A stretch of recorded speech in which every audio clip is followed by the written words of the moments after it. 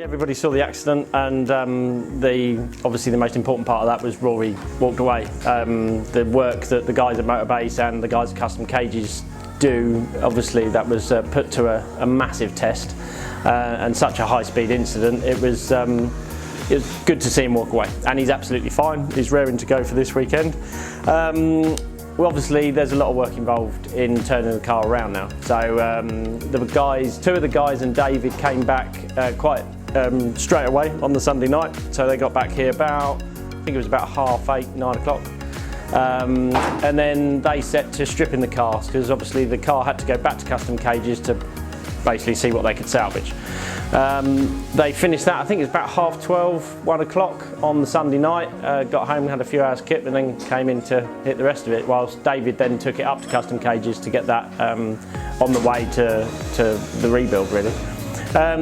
In the middle of all that, obviously we have a normal reprep for Ollie's car. Fortunately that was unscathed and led from start to finish, so that was quite nice. Connor's had a standard reprep to do.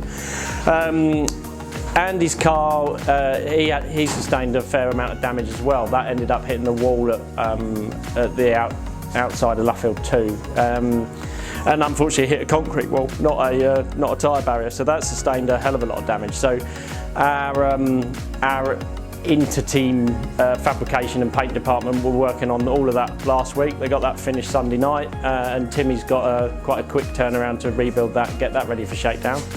And then all the while we've had all of our work going on. The guys at Custom Cages have been beavering away.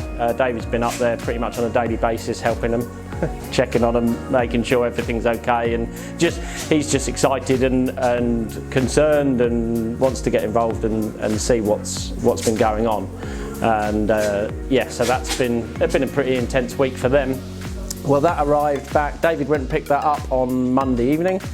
So that came back here, and Tuesday morning the guys have been able to start the prep for it. There's a small amount of fabrication work to do, just some fixings that we have to do for some bits and bobs that go inside the car, and then obviously a full respray. It's basically the best part of a new shell. Well, the target is we've got to be at Croft for 9:30 for FP1.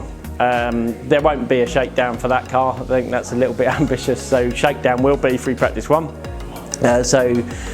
We'll shake down the other cars on Wednesday, so 2 will go up and a small crew will go up to Croft, and then a crew back here will finish the build of Rory's car. Whilst the shell's been over there, Pete's been working away doing all the sub-assembly work, so when the shell does get back from the paint shop, it's a more straightforward operation than it could be.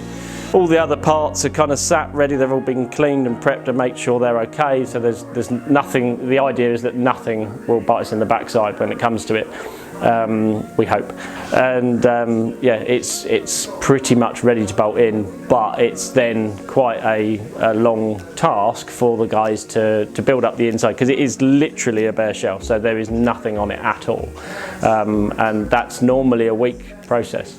They haven't got a week, unfortunately. It's going to be a fair amount of work. There's a lot of hours that are needed to put this car together, and yeah, normally you wouldn't be doing it in the space of a day and a half. So I think we'll have some bleary-eyed people on Saturday morning, but they're the best in the business, so fully anticipate that we'll be turning a wheel on Saturday morning all okay.